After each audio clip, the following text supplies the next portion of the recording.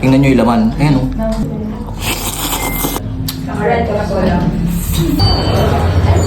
Mga kayupips, dito nga tayo ngayon sa 4th Street, corner 5th Street. Dito yan sa may kahabaan ng Villamor mga kayupips. Ito yan o. At nandito tayo ngayon sa Kim and Ray mga kayupips. One stop food tripan mga kayupips. Meron dito ang Korean Thai foods, meron din silang Japanese at meron silang Vietnamese foods. Tignan natin yung mga tinitinda nila dito. Meron nga sila dito yung mga nilalagay sa hotpot. Bale ito mga kayupips, ang ano nila dito, tema nila dito, niluluto nila to ng deep fried.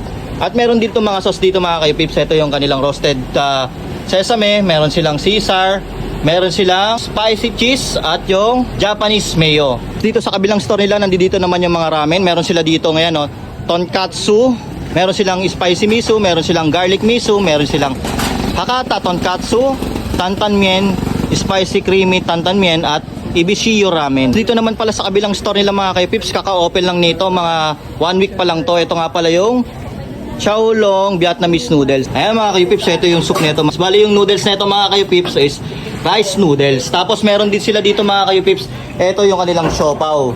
Meron din silang manto, tsaka manto small. Yun mga kayupips, no, kasama nga natin dito si Ma'am Michelle at si Sir Dox. Ma'am, Sir, kailan po nag-start tong business nyo? Way back 2022 pa kami nag-start.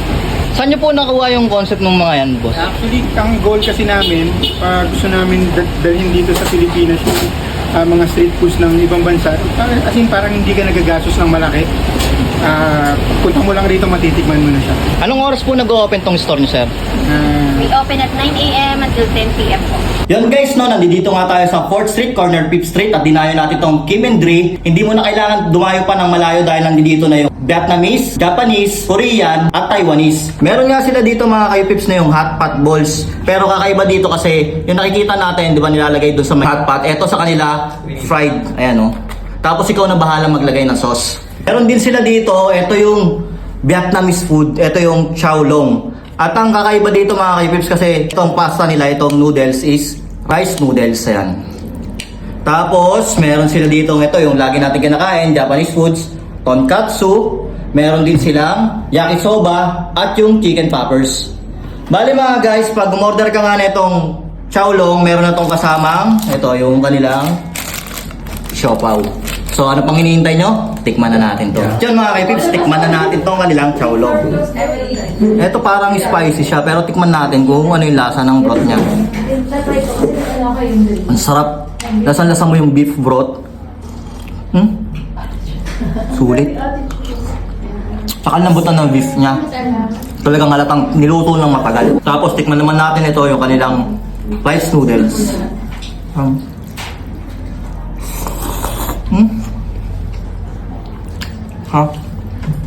Ibang-iba siya kasi hindi siya katulad ng iba na yung egg noodles. Ito rice. Harap. Tignan mo. Sobrang sulit oh. Wow.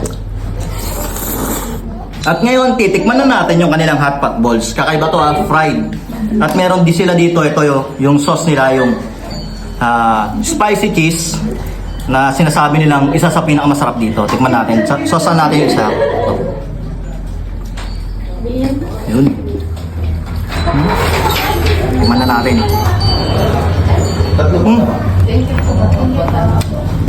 Lasang-lasa mo yung pagka-spicy niya. Tapos yung alat ng cheese. Ito naman yung kanilang yakisoba guys. So, yan oh. Ang daming ano, laman. Yan oh.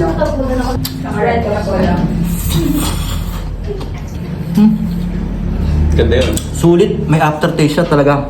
Ginugulo niyo yung dila mo dahil sa lasa ng mushroom, yung mga yung pinilagay na seasonings, tapos may asim siya. Siyempre guys, hindi mawawala dyan yung kanilang tonkatsu ramen. Tikman na natin to. Yan, pogi. Go. Palo. Masarap. So yun guys, so tikman natin itong chicken poppers ha. Ito yung salted egg flavor. Ayan o. Kaysa dito, hindi mo na kailangan pa dumayo pa ng ibang bansa para matikman yung nagsasarapan ng mga pagkain nila dito. At ibang klase ng mga menu dito lang guys ha. Kim and Ray oh, malitikman mo na yan oh. Hindi matatapos ang food tripan kung walang pangtulak. Yun